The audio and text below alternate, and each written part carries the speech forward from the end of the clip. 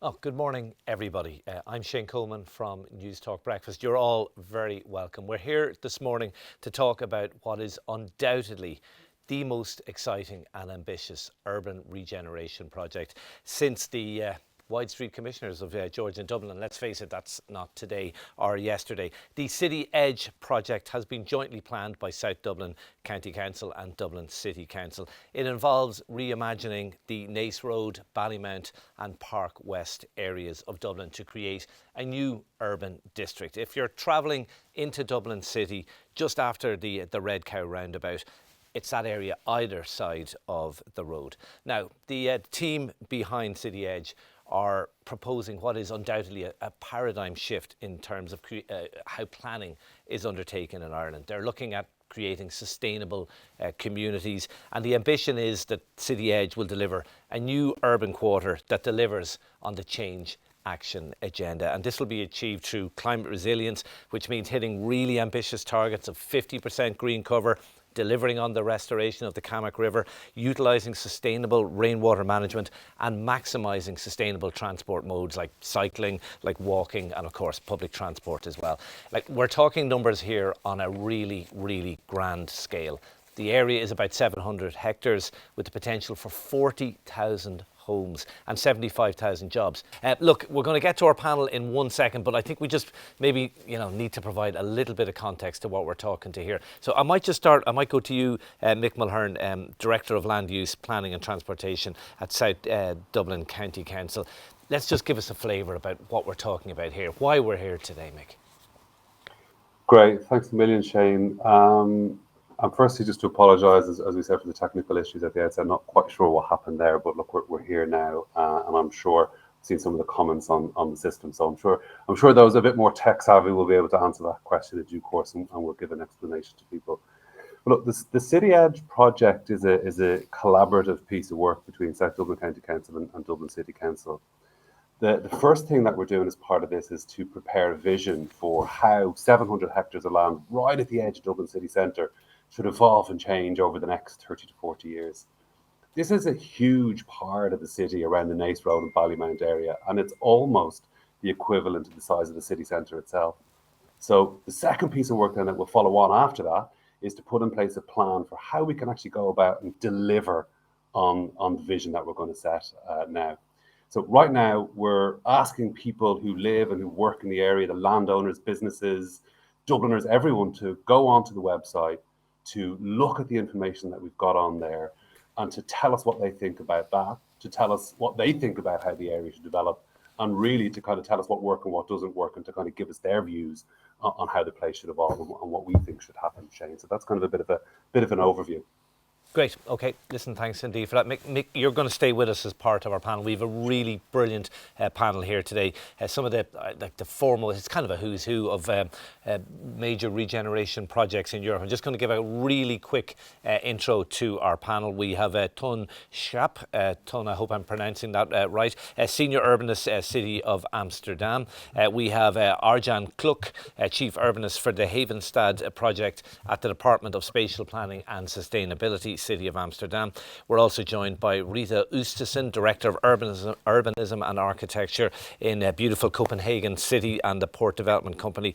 Projects including Orested and Nordhaven. We also have Tony Reddy, Director of Reddy Architecture and Urbanism, and Paul Hogan, Chief Planner, Department of Housing, Local Government and Heritage. You're all very welcome, and thanks to all of you for joining us, and thanks indeed for bearing with us through all this. Look, we're kind of acquainted with the blueprint at this stage, what the plan is. I'm curious, I'd like to start with our international guests, if that's okay, from Copenhagen and from Amsterdam. You obviously have a lot of experience of these kind of projects. Ton, if I could start with you first, what advice do you have for us setting off on this grand project? Well, that's a very broad question. My experience in Amsterdam on Eibanks and also on Eiburg, which is the Eurostad of Amsterdam, is that the city is always the landowner. So the city is not only the planning authority, the city is not only deciding about zoning and where to put houses and where to put jobs, but the city always wants to be in charge, and so buys the land where she wants to do things. So by doing that, the political agenda of the city, which is about mix of rich and poor and mix of households and mix of everything, the political agenda of the city council then becomes very important. And this for us always has been very nice context to work in. Arjan has a different project that he will explain himself, I suppose. And one thing that I missed in all the texts about the city edge is that a great urban project that is changing the city always has a very great infrastructural spine somewhere. So without this infrastructural part of the project, it can never be a big city changing project. And if I read the texts, then I think that what your ambition is to change Dublin by doing what you are going to do in City Edge. Okay, all right. Thanks indeed for that, Tom. We might come back to that architectural spine in a moment. Argan, can I get your initial thoughts as well, please? Sorry, Arjan. Could I get your initial thoughts? Can you hear me, Arjan? Yes. Can you hear me also? Yes, perfectly. Thank you. Am I there? Yes. Okay. You yes, are. You are. Nice. We are in totally different context with the project I'm doing. I'm let's say following up Ton's Eibank River project. We enter in the territory now where we don't have land ownership. So we in Amsterdam also have to reposition ourselves process-wise in this. But like Ton said, you don't have to change your ID on what city you want to make. And I think that's an important thing also if I have to make a link to Dublin. Amsterdam already knows for, let's say, 20 years what the model for the city is. And in the latest structural planning, it summarized it quite well. It said the center becomes bigger. Green becomes more and more important. And we heard after the first project Ton worked on, we want to face and embrace the river. That is what the city of Amsterdam is. And also the project Ton is also working on a more and more international south zone. Of course, we are connected also to the rest of the world. So in my project, Half a Stad, which is, let's say, number-wise approximately the same as your Dublin project, and also the important chapters are the same, has a very clear goal and a kind of self-confidence that people will appreciate the development of the area around the River Eye. Because green and landscape is more important, we are also sure we want to work outside in. So we are not extending anymore, so we are intensifying. And we are also sure nowadays, and that's also maybe a part of your discussion, that we want to build in higher densities, or that we need to build also in higher densities to, let's say, have enough mass for this, for example, amenities or facilities like a public transport system, or all other urban nice things. So we grew into this, based on all the projects from the 80s on, grew in this confidence that we know what we want to make. And now we only have to organize it in a different way. Well, I can tell more about it later on, but let's continue first with the rest of the group.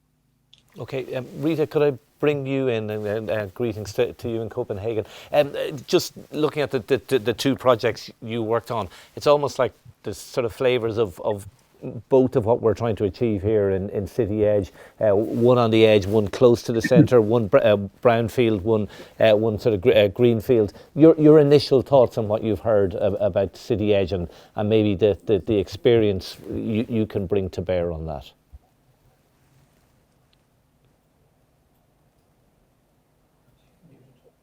Rita, I think you're muted. Are you? We're not hearing you. Yeah. Sorry.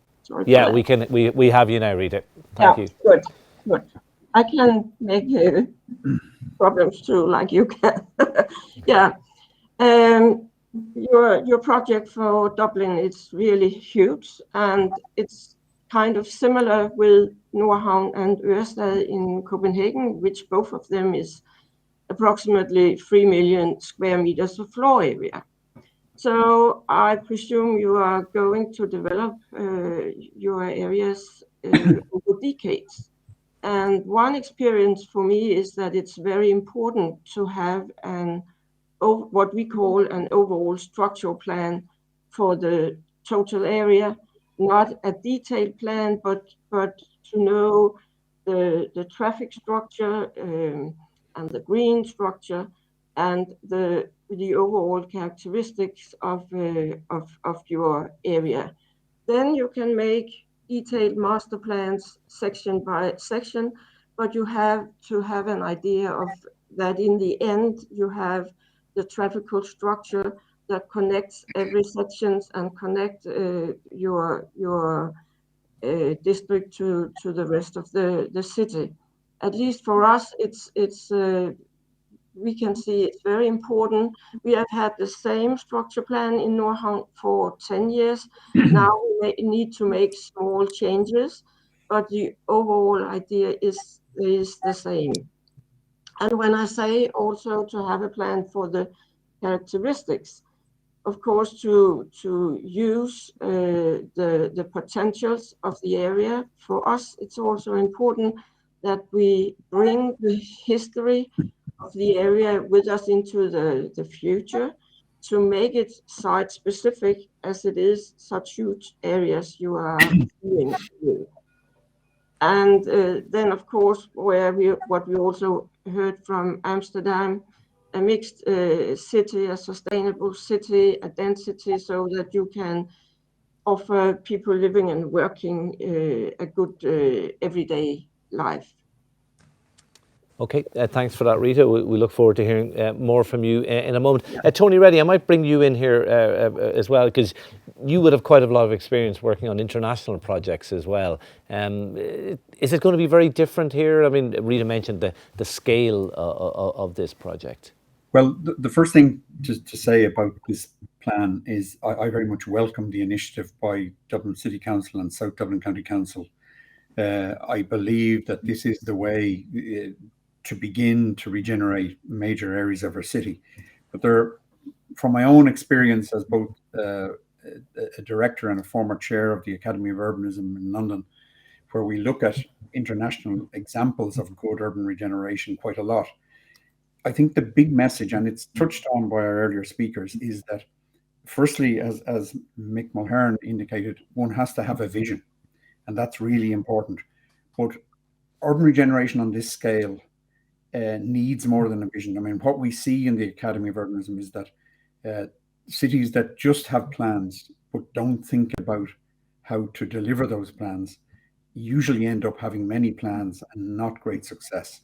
So what I would say here is we need the vision firstly, but something of this scale is hugely challenging, and it won't happen by simply zoning. It won't happen just by the private sector. I mean, the rate of change here right now, while the area and a lot of the businesses are reaching their end of life, the reality is they still exist. So you've got to think firstly about how do you move those that are there that still want to keep into business? How do you build up the infrastructure? In particular, how you give confidence to the area by having a really high quality public realm. And my own personal belief is those sort of initiatives probably need the international example, and whether it's the Nordic countries, Denmark, Sweden, Finland, or whether it's Britain or the US or Germany or Canada, all of them, one sees the good examples of urban regeneration usually have a single purpose agency. And whether that's a subset of the local authorities, but more often it's an independent authority, but with powers to deliver. I think that that's a key to the success of this initiative. I would say that we have experience of this in Ireland. You mentioned the White Street Commissioners, but more recently, both on a small scale, Temple Bar, on a larger scale, Ballymount Regeneration, and the Dublin Docklands Development Authority in particular, which is probably the closest model to what we're talking about, although this is a much more challenging project. So in summary, what I would say is international experience tells us, and right across the world, that success has two elements. You have to have the vision that wins the hearts and minds of the citizens and shows the way forward to investors, to those who take chances and build. But also, you need a support system to help deliver that. So they will be my main points on it. Okay, Paul, I want to bring you in a moment, but I might just go back to our international guests on that. Rita, your thoughts on that? You need that kind of structure, certain structures in place, as well as the vision. Was that your experience in Copenhagen? Yeah, to continue on that last comment from John. By us, we are our company, Copenhagen City and Port Development. We are privately owned, but we are public owned, but we are privately run, meaning that we are independent, even that we are owned by the state and the city of Copenhagen. And that, I think, is very important to really deliver and to realize our visions and plans. And what our overall proposal is, we develop these new urban districts, but we do it on sites that we have been given by the state and the city, mostly former industrial areas, extensively used, and therefore the economical value are rather low.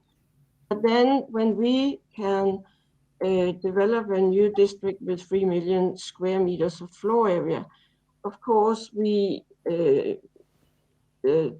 economical value increases, and the revenues from those development we pay back to the state and the city, and to finance metro, because we have this new metro system in Copenhagen.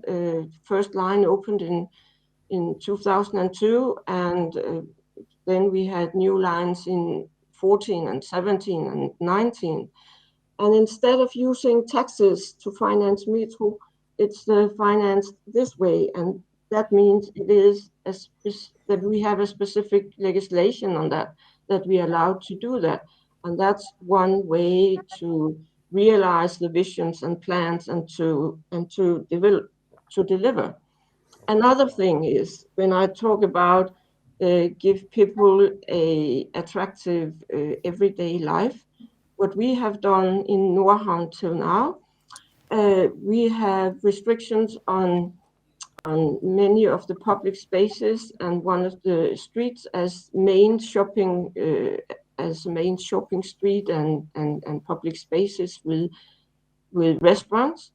And to be sure that we can get a success out of that, whenever we sell building rights to other developers, because normally we do not build anything ourselves, but we buy back all the ground floors, so that we own the ground floors meant for shops and restaurants, etc. Okay. And so we can be sure that we will have the mix of shops that we want to have, and the right quality, whatever, and that we will have it from the start.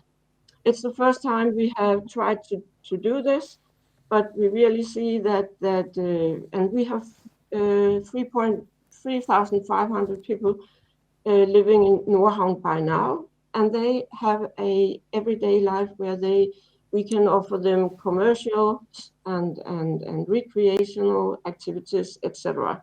Okay. So it's one tool of how to deliver, how to be sure to establish. Sure, very interesting. Very interesting perspective there. Argan, just to you, to briefly, was your experience similar in Amsterdam? No, not yet. Maybe so to say.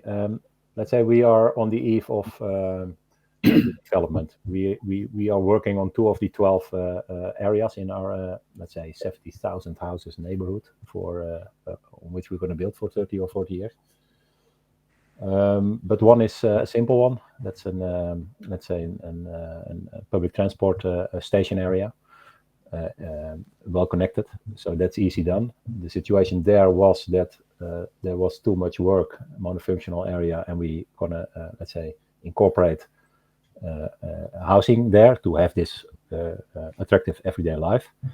In a way, that's easy. We have some positions ourselves, but we just say if you are interested in building here in Amsterdam, then it will be houses here. And there's a huge need, an immense need in houses at the moment. It's almost completely disrupted housing market. So that's this carrot and stick thing is quite easy there. But the discussion about how do you organize yourself to deliver, like Tony also brought forward, you need a single purpose authority. I'm not sure whether we're going to manage this, because Amsterdam also has some bad experiences with these, let's say, public-private partnerships, where there was no delivery, especially around this crisis of 2008. And we are trying to develop now a kind of coalition model on a certain scale, not too big. Let's say 500 houses, 1 street or 2 streets, a small part, a key element in the urban structure, to build a coalition of shareholders, as well developers as nowadays users, potential users. Also the school director, the whole, let's say, multifunctional package is in the assignment then. And try to proceed like this. I must say we have we use 2 tricks, and we call them the lock on the door, or the call it the carrot or the stick, depends a little bit. But we in Amsterdam we have a land lease system, so we can make a small private contract where we steer on things you cannot arrange in a land use zoning plan, land use system. We call it bestemmingsplan. And having this land use system together with this land lease system in a kind of contract way, as a reward or a finalization of a successful collective project or process, we are pleasing the stakeholders to do the investment. This is how we are testing now in the second area, not the station area, but the area besides that, 5,000 houses, working amenities, to get this process going. I think in 2 or 3 years, we will see where the limits of that process are. Okay. But Ton has more experience in the situation. We have one project, which is single purpose authority. That's also the Southex project he works on. Okay, Ton, I might just bring you in on that. Ton, just very briefly on that experience. Yeah, I think Arjan is right.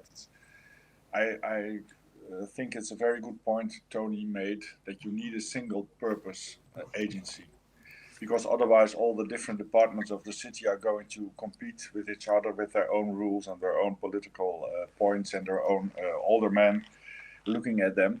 So you need a body that is in charge. So the most important thing of every project in Amsterdam is the project border. And inside the project border, this agency is doing everything and knows everything and has its own connection with the political decision makers. I have never known else in Amsterdam. So also Eiburg, which is a greenfield development, the city created the land herself. And there was a project bureau that was in charge of everything. Thanks indeed for that, Ton. Just before I bring Paul in, I'd just like to go back to Mick very, very quickly. What do you make of that, Mick, that idea? And I know I heard you speaking on radio this morning, you were saying that the 2 local authorities are working kind of hand in glove on this, but that idea of a single purpose agency. Yeah, I think it's a really valid point, and I think what we're doing, I think, our Arjan refers to looking at them in kind of smaller areas and more discrete pieces. I think that's a great idea.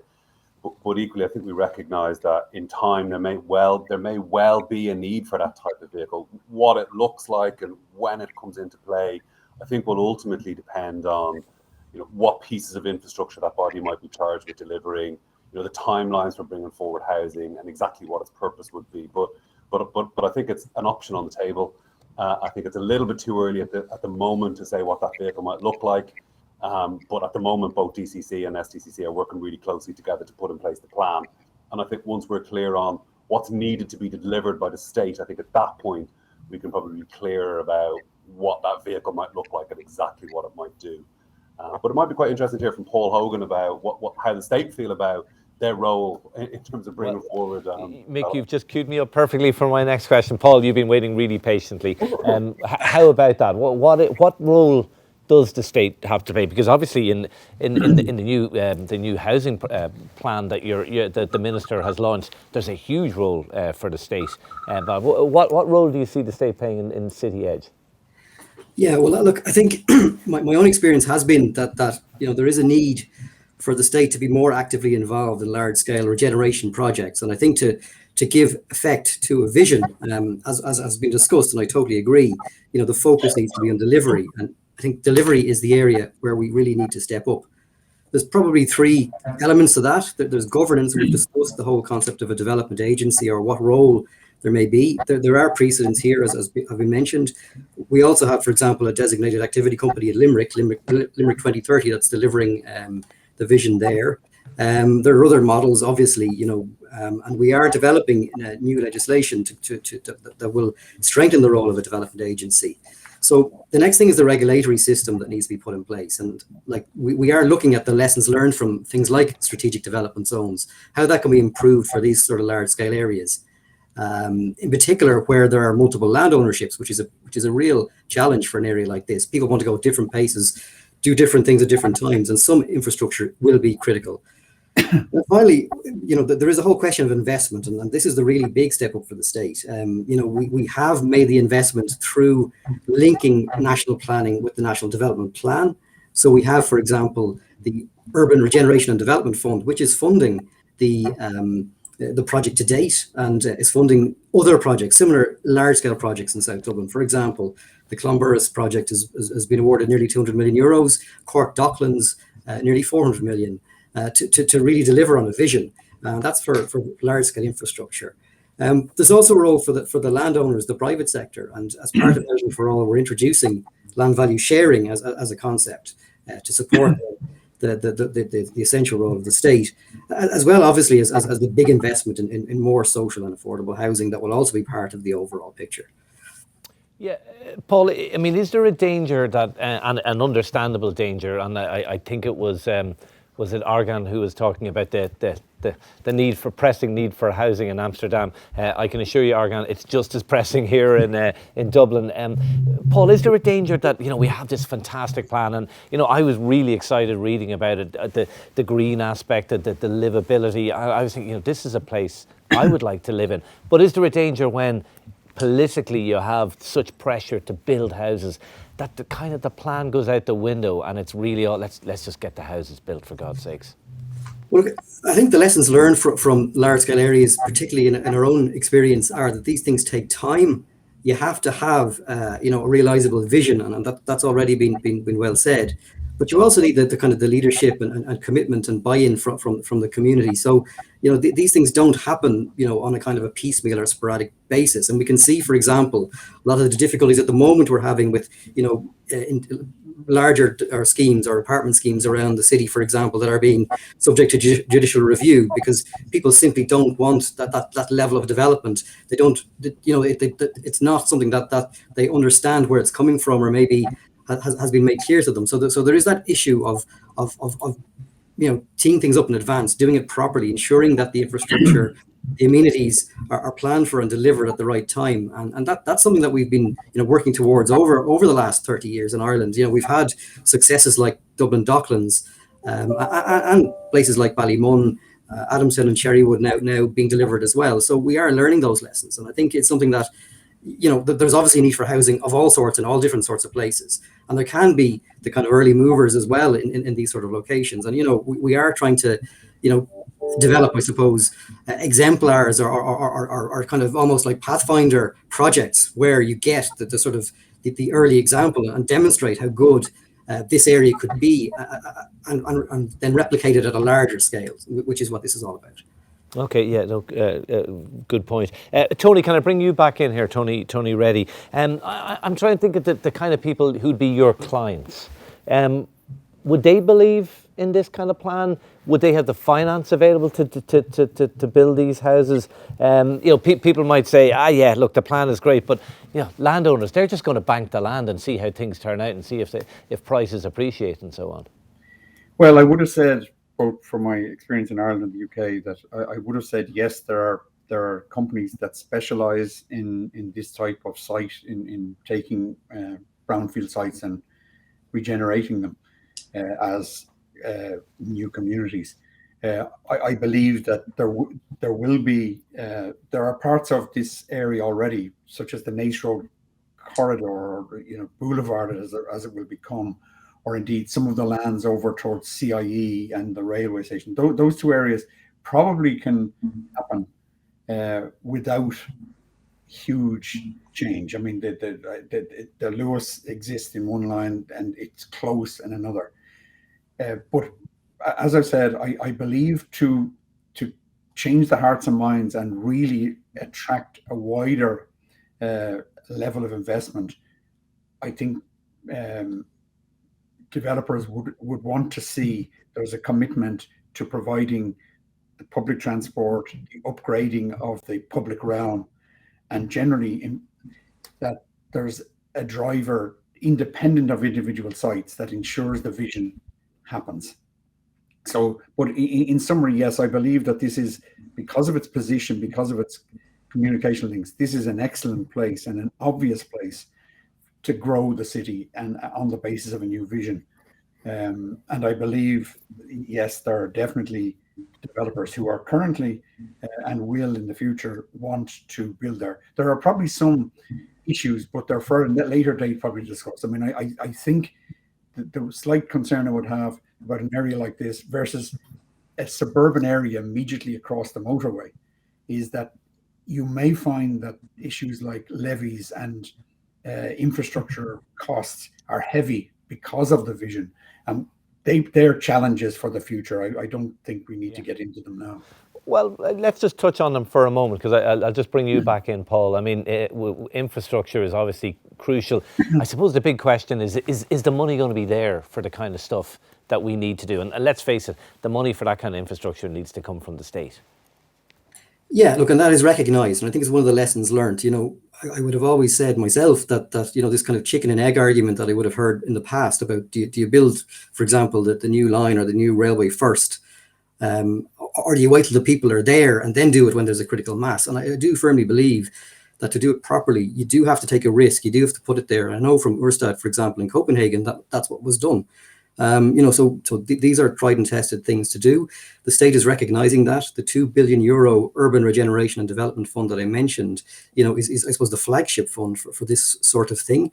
The Naas Road is specifically, identified as the sort of project. So obviously it's become City Edge since it's been identified or mentioned as the sort of national scale lead project, as a flagship for the country to really demonstrate how this can be done. So clearly that link between planning and investment through the National Development Plan will follow through. And the National Development Plan is as some of us are aware, is being reviewed and will be published in its updated form to 2030 in the coming weeks. And that will include this compact growth agenda, both in terms of housing and infrastructure, and the need to support that. So, I think what's really important here is that the project to date identifies, as Mick has said, what the likely ask will be in terms of infrastructure and how then that can be apportioned. I think Tony has also said that not everything can be borne on the backs of the landowners or developers, and that to a certain extent, there's a contribution to be made. But absolutely, it is agreed and understood that the state has to step up in this sort of situation. Okay. I should also mention, just finally, the Land Development Agency as well. That agency. I was going to ask you, what role do they have to play in all of this? again, a lot of the focus on the land agency has been on the sort of the one of its core functions, which is to develop state lands for housing, and that's an absolute priority, and understandably is why the attention of focus has been there. But there's also a role for the Land Development Agency in terms of developing larger scale areas such as this, where there may be some state land, or maybe there may be a brokerage role, a development agency role, working with a local authority or local authorities, for example. That's not to say that has to happen. There's certainly, very much part of the establishment of the agency is to ensure that we do have that sort of vehicle available with a pool of expertise, and also funding and a mandate for social and affordable housing to deliver this sort of project. Okay. Thanks for that, Paul. By the way, I know there's lots of people, residents and businesses and stakeholders who are listening, and your questions are coming in, and we will get to those questions, so do bear with us. We'll get to them in a few moments.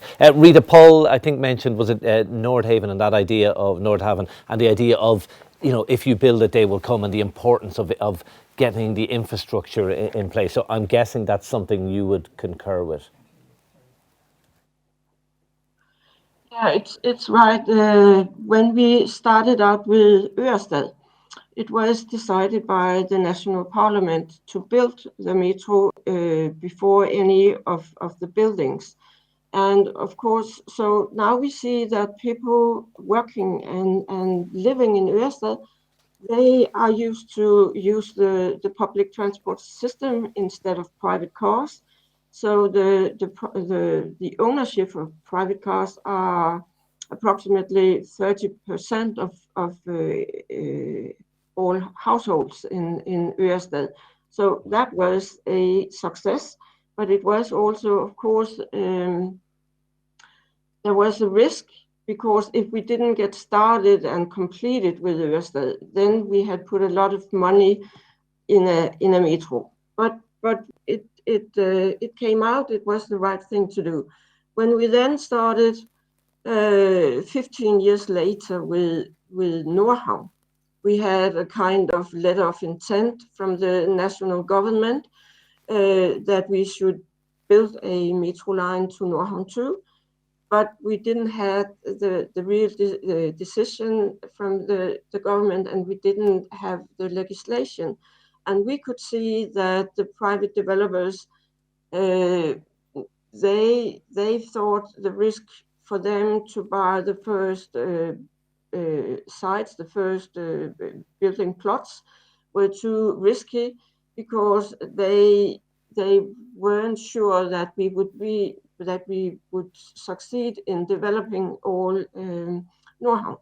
But then after a few years, we had that decision, and now we have the first line in Nordhavn with 2 stations, and Nordhavn is very, very popular also among private developers. And we have the same situation here in Copenhagen, a huge demand on housing. And in fact, we cannot deliver building plots for housing fast enough. But what we also think is that the good city is the city with a mixed use. So we had to take the time, and we says 3 million square meters of floor area. We use 1 million for offices and other businesses, and 2 million square meters for housing. So it's 40,000 workplaces and 40,000 people living in the area. And so it has to take the time. And for us, it's important that the state is one of our owners, because we do not have the metro yet. We do not have the money yet for financing the metro, because we have to sell all these building rights. But then we take loans by the National Bank and other big banks. And as we have the state as a guarantee, we can pay back these loans over 2 or 3 decades. And that's an important thing for us to be able to deliver. Okay, all right. Rita, thank you so much for that. Just before we go to some of our panel questions, I'm not sure if this question is best directed to Ton or to Argan. You might stick up your hand if you think it's best for you. I'm not sure how aware you are of the area that we're talking about here, but it's interesting in that there's existing landowners, there's obviously existing households. Did you have experience in that context of maybe, businesses who didn't want to move or who had different ideas about what should happen to their area? And how do you square that circle if that is the case? Argan, do you want to come in here? Yes, but I'm unmuted. You are? No, we can hear you. Okay, you can hear me. Yeah. We are in the situation. Let's say we are not a brownfield. That's important to understand also in my project. That's also in the preparing this discussion. I said I don't have the solution yet. I can explain you how we try to deal with it. We don't have a solution yet. But the existing users, mostly companies, not households, are involved in the process of, let's say, building this coalition. And this talk is then also about what's in it for them. And we try to, we have some opportunities to offer them also a replacement to another area where we still have some grounds. Some companies also stop, by the way. That's also happening. They entrepreneurs, they are not connected necessarily to the city. Sometimes they move. And then we make buildings or building projects. We develop them now where there is 20% of the building complex is for workspaces. The new ones are welcome and come in. So you also have to accept a certain loss of existing users and be open to new users. It's also a transformation or regeneration of the sector, the economical sector in your area. And in your case, that's not clear to me how vital or how vivid your economical sectors are in this area. Do you want to keep them there or not? We said two things. Everybody is welcome, but you should be able to have a peaceful relationship to a living environment. So not too much noise, or you have a proper building installation for the things you do, whether you're light industry or not. We are not serving companies or helping companies who don't have a direct connection to the city socio-economical system. So if you can also produce your goods very well somewhere in the east of the country, then you're not on top of our stakeholder list. So we try to do the best for the city. The city is the goal and not an individual owner itself. Okay, fascinating. And we try to build kind of sound and solid coalitions on that. Still, again, it's premature. It's the first phases we try to develop this. Okay, really interesting, Arjan. I just have to ask before we move on, Paul or Mick, are we ready for that in this country, or are we ready to stand on a little bit? I'm not sure we are. Maybe I'm wrong. Mick, you're on mute, I think. Mick, sorry if you. I've taken. Yeah. Okay.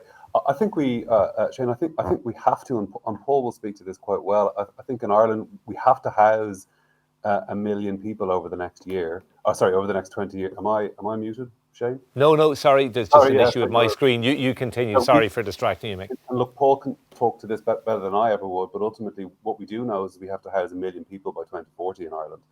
And that sites like this around places like the Naas Road area are going to be like right close into the city centre where some of that land is underused. They're the type of lands that we need to be looking at to house a significant amount of those people, not just in Dublin, but across our 5 big cities. And so complex brownfield land is a big challenge. How do you work with existing businesses, existing residents in that area to kind of bring in more intensified use? So I think we absolutely need to figure out. I think it's a new challenge in Ireland. I think we're experiencing it more and more, but it absolutely, it's a key part of what this visioning and what this plan is all about, is to figure out how we can co-locate and coexist a number of those, harder industries that wouldn't naturally historically in Ireland have sat, cheek by jowl beside each other. So it's a big challenge. Absolutely. Paul, a very brief word. Do you want to come in here, or are you? Paul, I think you're on mute as well, Paul. Sorry. Yeah. Okay. Yeah. Look. Yeah, we can hear you. That is the biggest and most unique challenge of this project, I would have to say. But the reality is, Dublin is producing. It needs to produce 10, 11,000 new houses and apartments every year. We're probably, 4,000 or 5,000 short of that. And the reality is those houses and those people are either, the houses aren't being provided, or those that are much further out. So the reality is, do we want people and housing to move further out, or some, let's say less efficient uses, things like, for example, warehousing, car showrooms. There are options and opportunities that can be provided in time, for this to happen. This won't happen overnight. It's going to happen, over years and decades. So there has to be those sort of changes and moves facilitated as part of this. Okay, thanks indeed for that, Paul. Listen, there's some really brilliant questions coming in from loads and loads of questions from the public. So let's try and rattle through some of these. Anne asks a question. Can a plan like this be done on a smaller scale where there is less space available? And how does it tie in with the 15-minute city? Mick, do you want to take that one? Yeah, I can. And I think Tony would probably add some really good insight on this one as well. But yeah. At the moment, what we're doing is looking at a vision for the whole 700 hectares of land. And I think Rita said this really well earlier on, which is, look, have the vision which guides the development which they've done in Northaven for the last 10 years. Stick to that at a kind of very high level, those big structural moves we want to make. And then look at those areas that we know development is going to happen first, over the next 5-10 years, and start to get into much more detail in those places, which is exactly what we're doing. And one of our key objectives, and I know we didn't quite have time to get into the presentation this morning, it's on the website. One of our key objectives is absolutely how do we create livable, walkable cities, based on that kind of principle of the 15-minute city. So we think it can be done, and I think Tony might have some interesting insights into how you do that as well practically. Yeah, Tony, what do you think? Well, the question is a really good one, because I think it goes to the heart of the matter. The way it's proposed by the two local authorities here is exactly the way to plan the modern 15-minute city. The alternative, as Paul has suggested, is, and I've written about this, that we end up with a Los Angelino type Dublin, which is spread out over 75-mile radius into the countryside at low density, and it's car-based. This vision has the potential to create a sustainable community that has all of the services in close proximity, whether it's schools, residences, local shops, etc. Very good public transport, less dependency on the car. So it has all the ingredients that we know from international best experience has worked in many, many other European and indeed North American cities, and indeed South American cities. So for me, my answer to the question is that this is the way. In many ways, I would say it's the way to build the modern version of a Rathmines or a Rathgar or a Drumcondra. Yeah. Okay. Well put. Well put. Fiona is asking a question. Is there a map available to show the current proposed scale of this plan? There is absolutely a map. I think, Willie, can we throw up a map? Well, is that possible at the moment? Yeah, I think you can see the map there. It's a huge site we're talking about here. Absolutely massive. Yeah, look, you can see it there. So you're coming in past the Red Cow roundabout, and it's that area, both sides of the Naas Road. It's a part of the city I think we all know really well, because a lot of us do a lot of business there and a lot of shopping there. But I hope that gives you what you're looking for, Fiona. Great question here from Michael. What is the first piece of big infrastructure the other cities have done right at the outset? What infrastructure was priority? What was implemented first? How was it? How was that paid for? Rita, I think we kind of heard from you on that already. Ton, do you want to take that? Was there one big piece of infrastructure that you went for and you saw as being crucial to set the tone? Yeah, in the Eastern Harbour area, this piece of infrastructure was a big tunnel for 4-lane car traffic and two directions public transport. We didn't know then whether it would be a metro or a tram or a fast tram or a light rail or whatever, but the tunnel was constructed. And from the moment that the decisions were taken to start constructing this 2-kilometer long tunnel, everybody, also in the private parts of the private parts, also in the market department, started to believe in the whole project. Because in the beginning it was totally unclear whether high density housing would be sold on the wrong side of the tracks in Amsterdam. So it was very difficult to find private investors for the first owner-occupied apartments. And then as soon as this tunnel was decided, money from the state and money from the city, everybody understood that it was serious, that it was not just a fancy or a utopia or a vision, it was a serious thing. Okay, that's interesting. It was kind of like a flag bearer for the project. Arjan, is that your experience too?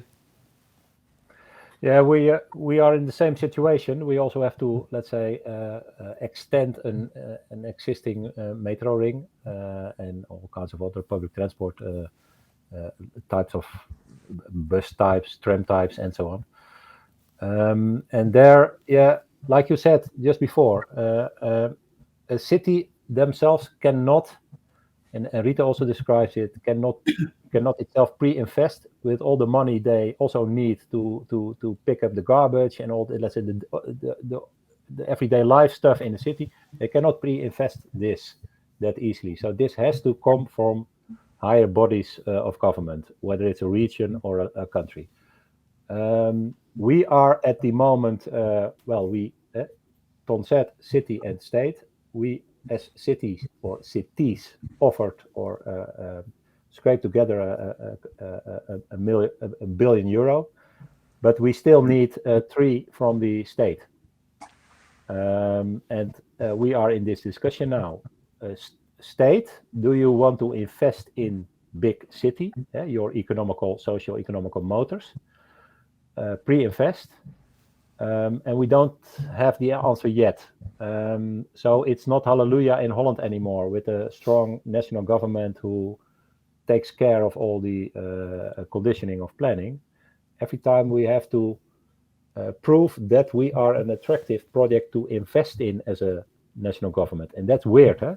That's something not going well in Holland at the moment, that you doubt whether it's useful to invest in the hardware of your private cities.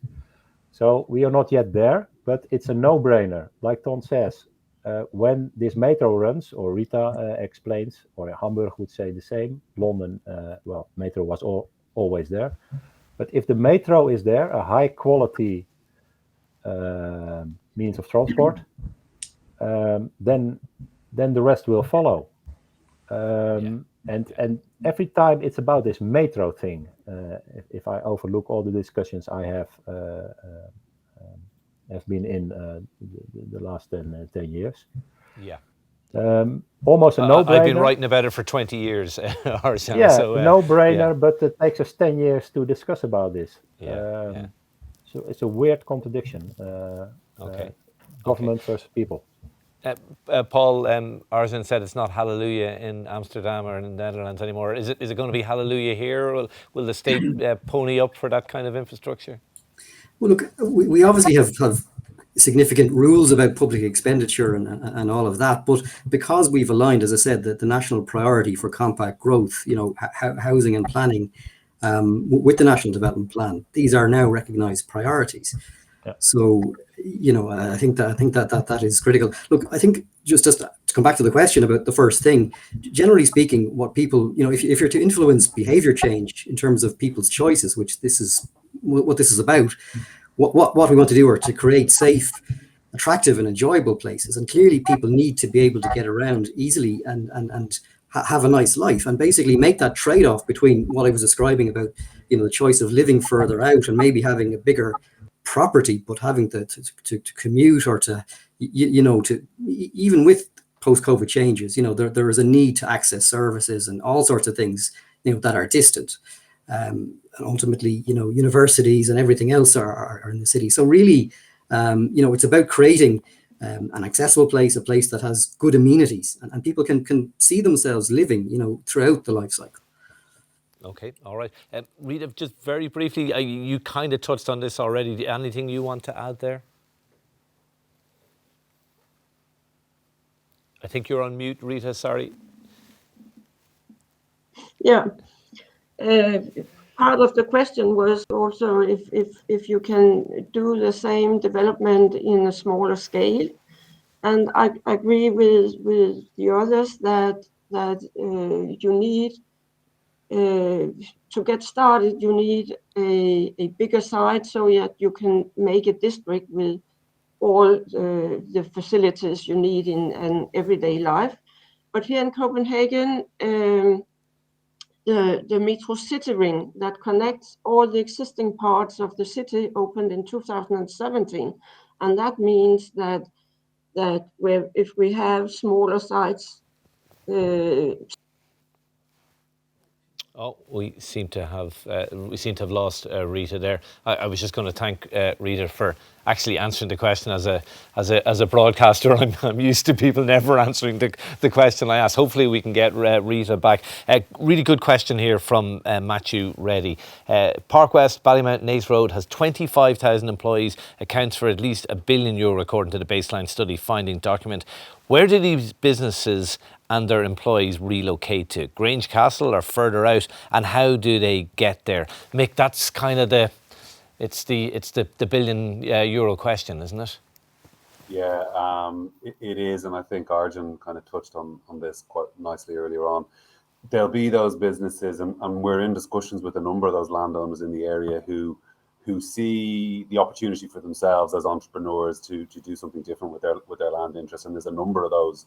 All discussions already happened. There's already a number of planning permissions already in place.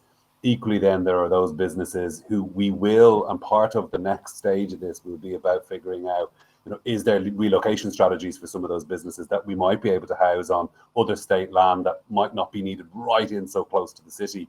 That will absolutely be a part of it. Who those businesses are, where some of those might go, we're not near that point yet. And equally, there'll be some businesses that don't want to move, and that will be there for the next 50, 60 years. And that will be okay as well, so long as we figure out how to kind of work with those and plan around them. So it's going to be a complex piece. There's no one solution for everybody.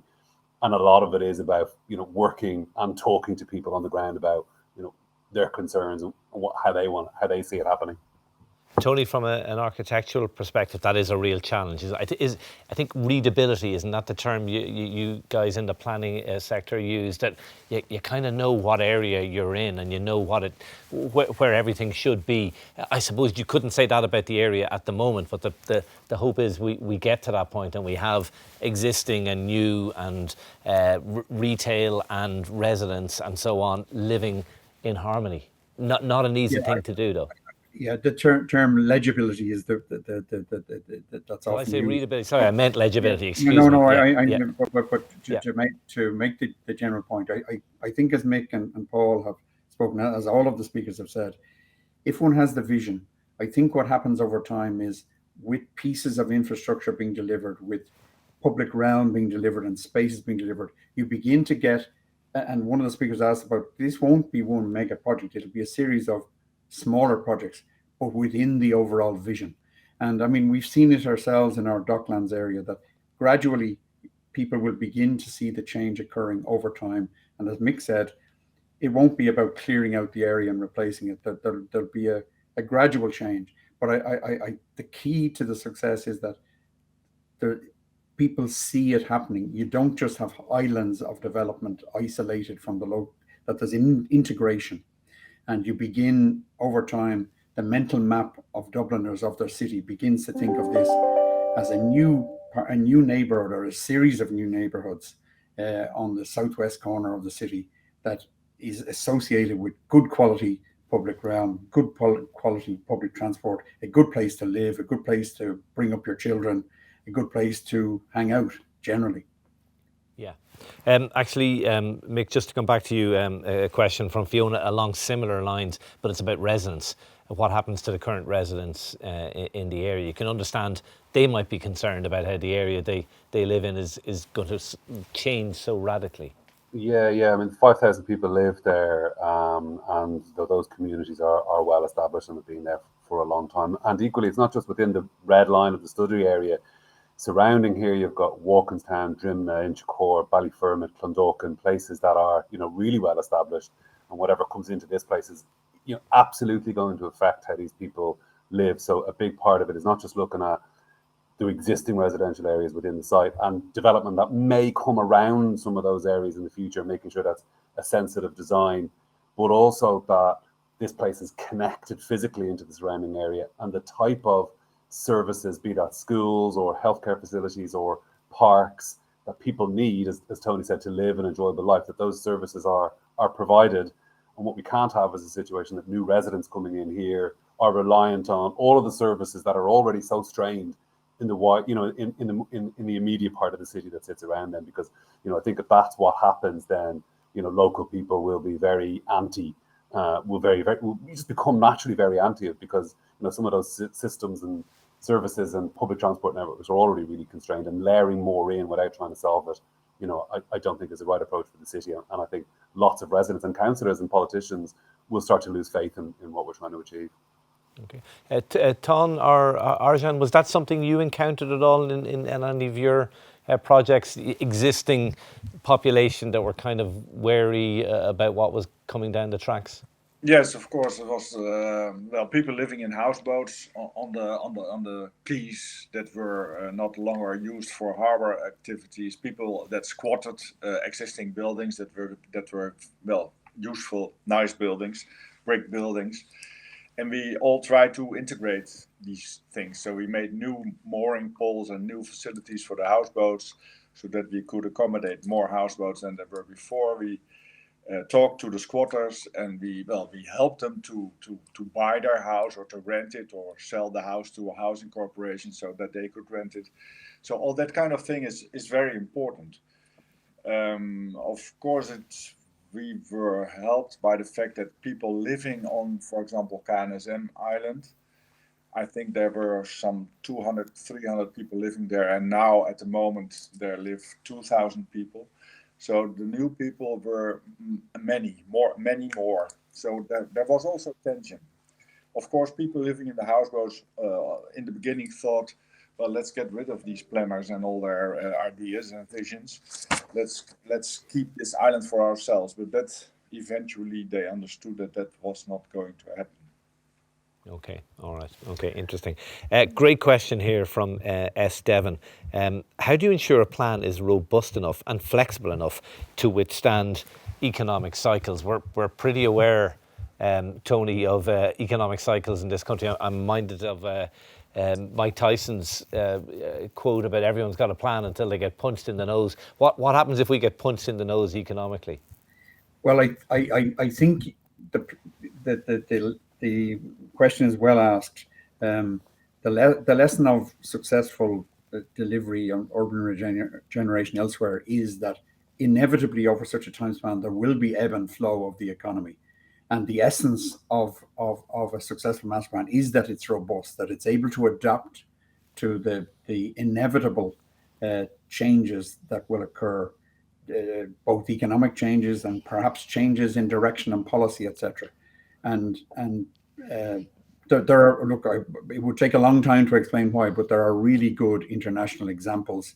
I think some of the cities representative you've chosen today have really good international exemplars of how to do it well. And in fairness, I think if we look at our own Docklands development, I think we got a lot of things right. We didn't get it all right, but I would be very hopeful that, and I think the way it's been gone about here, it would give me great hope that it will have the inbuilt strength and robustness to be realized. Paul, do you concur? You're on mute, I think, Paul. I think that's definitely going to be the phrase of 2020 and 2021.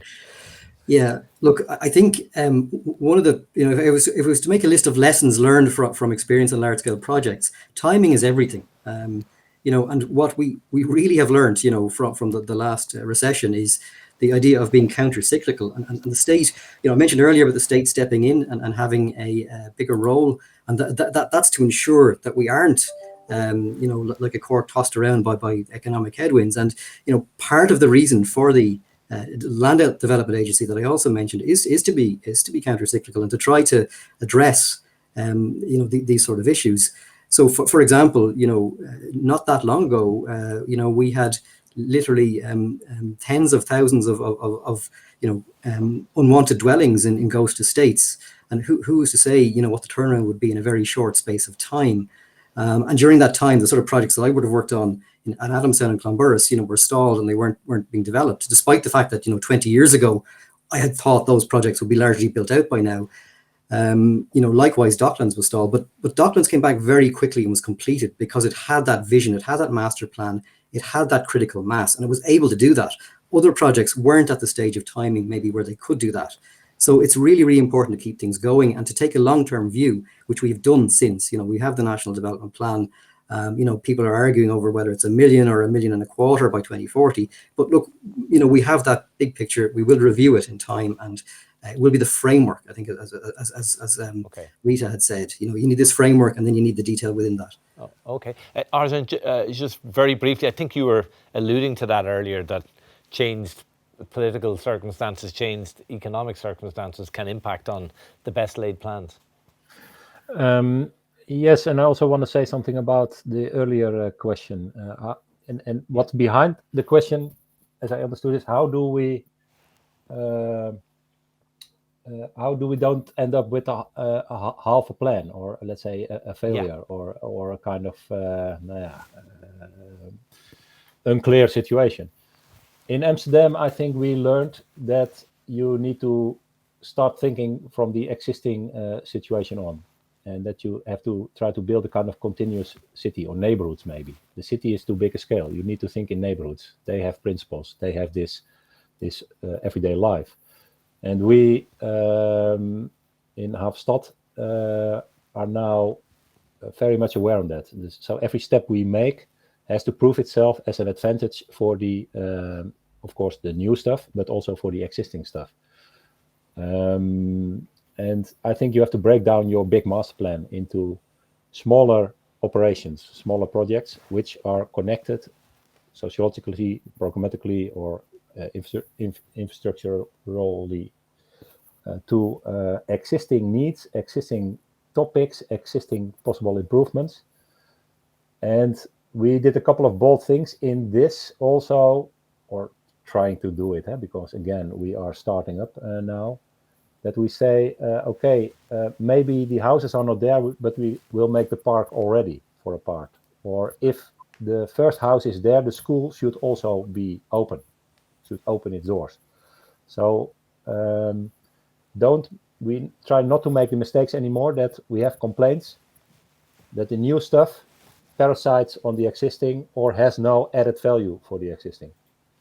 So in a way, every map, every project you draw has to be, half of it has to be existing city, and half of it has to be then new city. And then rethink this whole city ecological system with its profits and opportunities, threats, difficulties. So that would be my advice, and that's how we approach it, try to approach it now also in the Haafstad area, not a kind of standalone satellite town. Not, of course, public transport is there, but we are not doing transport-oriented development, only starting on the node and then continue spreading or building up a city in the middle of nowhere. We try to continue from these I-bank rivers with the next project and the next project and the next project. The same from the, let's say, existing West and New West, the modernist post-30s area, an added element to the existing. That helps a lot in accepting the plan and understanding what is happening with city development. Okay, thanks indeed for that, Arjan. Rita, welcome back. Back just in time to answer a question that's come in. Was legislation required for state intervention in Denmark or the Netherlands? But obviously, you can talk about Denmark. It's not normal that we have the legislation, that we work out of legislation from the state.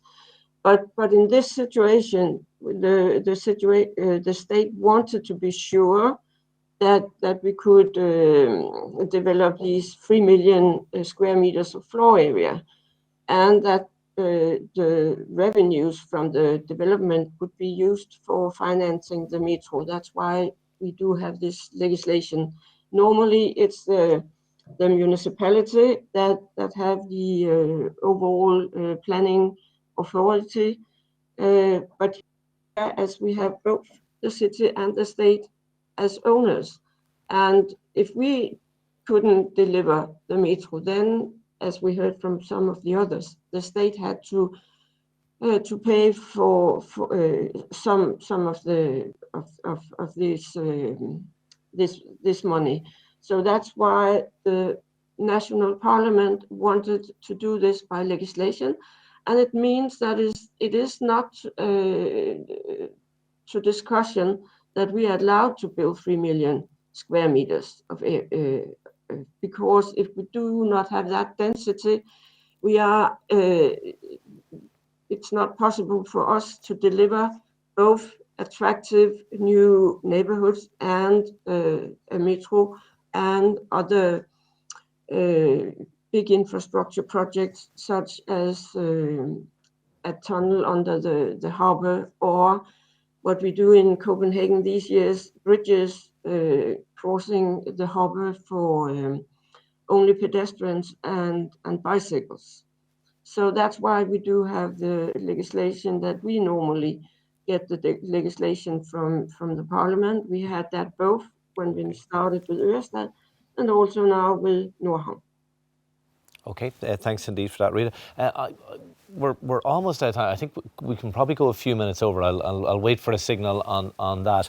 But really good question coming in. I suppose that it's a question a lot of people will be asking.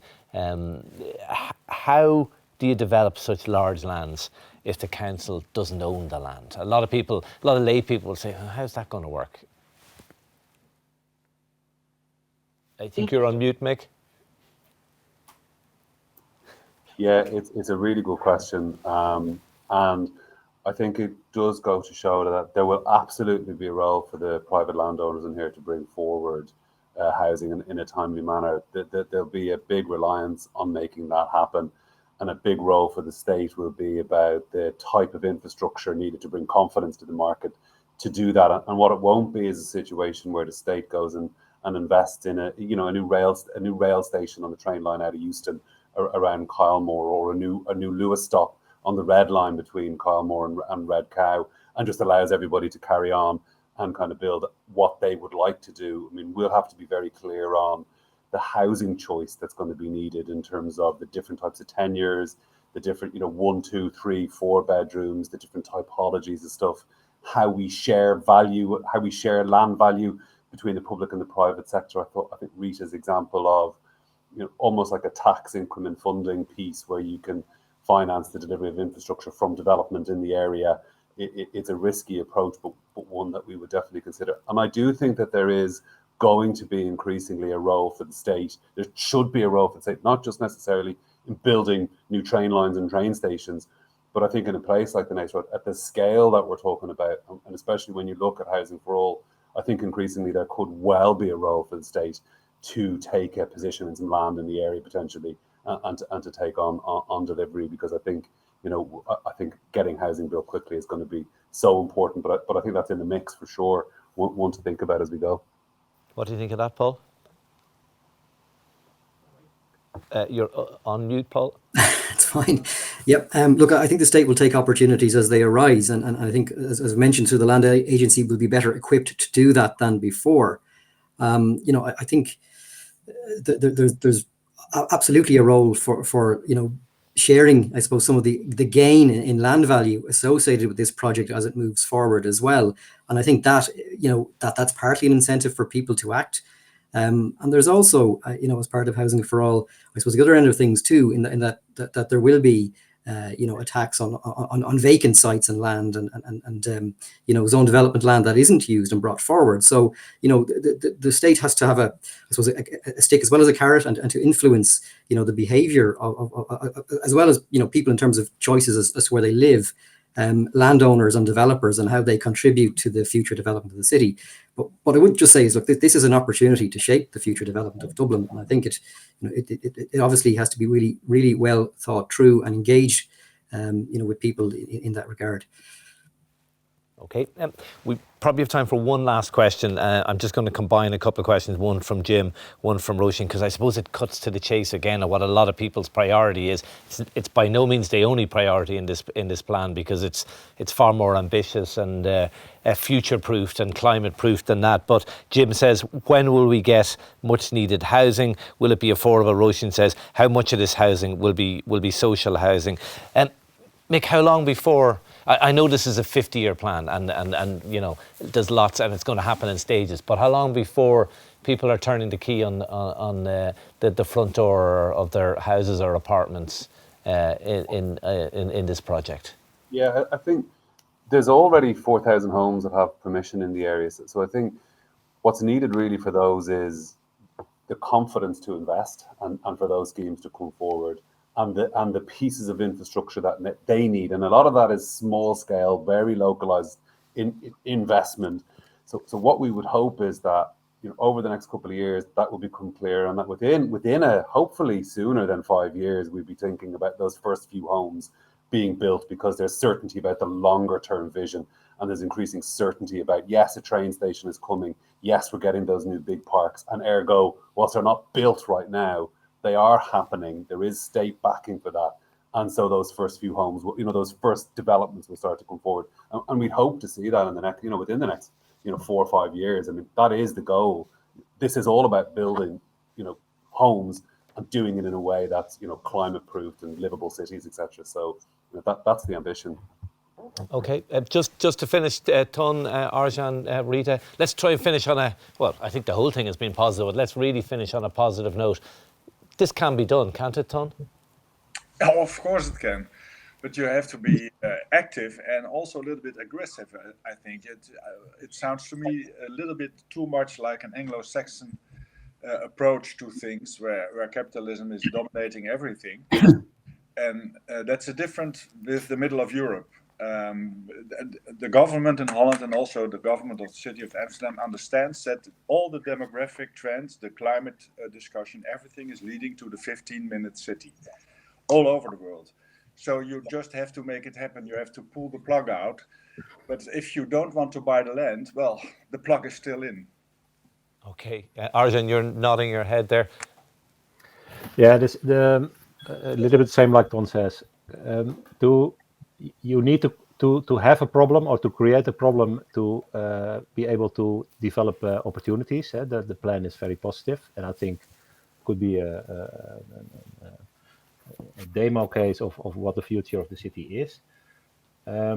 My advice would be the proof is in the first projects. So what I cannot grasp, because I don't know the site well enough, which parts, where can you prove that housing and workshops and so on can go together? Yeah. I would think on the scale of 50,000 housing units, as well on the scale of 50 or 500. Define them and start. Make a lab, make an experiment, prove that the formula of combining and living together, that it can work. After that, you don't have that discussion anymore. So that's important for, let's say, creating a belief in it can multiply, it can become big, and so on. Start up a couple of projects now which prove that the formula, the recipe, can take place. Last very brief word to you, Rita. Yeah, of course you can succeed with this, but a very important thing is that you really understand what your citizens want. Okay. All right. Tony, sorry, I should come to you on this. Very last word to you, I should say. Well, I was going to say, I would have said that the aspirations of most people involved in the built environment here, both on the planning authority side and elsewhere, I think we would see ourselves not feeling we were part of the Anglo-Saxon model. I think a lot of renewable projects in Ireland have actually looked to European models. Yeah. And I think that would be probably true even of developers. So I hope we're not giving that impression, because it's certainly, I would have thought from what Mick said and Paul said, that the aspiration is to follow the model, the best models and best examples of our European. Closer to Berlin than Birmingham. Can I put it like that, Tony? Listen, that is all we've got time for. Thanks so much. I really, really enjoyed that discussion. Thanks to our fabulous panel, Ton, Arjan, Rita, Tony, Paul and Mick. Can I also particularly thank our friends in Amsterdam and Copenhagen for taking the time out. They've really busy schedules, as you can hear, and we really appreciate their time and input. Just to remind you, this morning's conference was the second of 4 City Edge events. Tomorrow night at 7, we have a public presentation, a Q&A session hosted by South Dublin County Council and Dublin City Council. Open to the public, see lots of opportunity. I know loads of questions came in. Thanks a million for those questions. And we didn't get to all of them. My apologies for that. But you can ask more questions to the master plan team. Before that, of course, we have the second conference event at 9 a.m. This will focus on placemaking, the challenges and opportunities of creating successful and livable communities across large brownfield areas. We've got great panel members again tomorrow on that who'll talk about their experiences. Look, I really hope you've got something useful out of that. I know I have. I'm really excited about this project. I think it has huge potential, a lot of work to be done, and a lot more input from everybody, including you guys. Just a reminder to have your say. The public consultation is open until this day week, the 6th of October. Log on to the website, cityedge.ie. It's a great website. Even if you don't want to say something, have a look, because it's really interesting and really exciting. Have a look at the concept plan, and if you can, let us know what you think. That's our lot for today. Thanks for bearing with us during the early technical difficulties, and hopefully we'll see you tomorrow. Take care.